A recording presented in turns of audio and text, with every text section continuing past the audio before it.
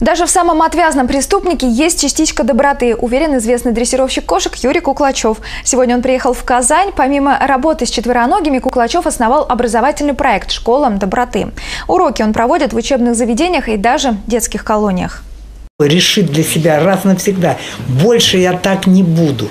Я все, и это уже каждой частичкой своего тела, каждой волосинкой, это даст возможность ему начать работать над собой и начнет жизнь свою изменять.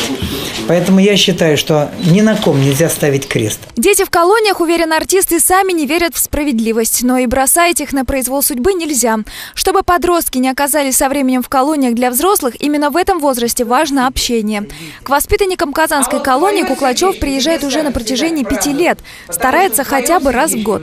В этом году получилось уже дважды. Его уроки доброты всегда встречают на ура и слушают на одном дыхании. Встречи Юрий Дмитриевич проводит в формате живого общения. Артист рассказывает интересные факты своей биографии, рассуждает о вере и совести. Уроки доброты он проводит и в других городах России. Но признается, в Казань каждый раз тянет снова и снова. И приезжать сюда он любит. Казань для меня особый город, потому что в 1971 году я приехал сюда, когда открылся новый цирк, и я участвовал при открытии этого цирка 70-го года. Представляете? Поэтому вся мое сердце, здесь я начал работать, здесь с кошкой. И я скажу, что здесь удивительные люди.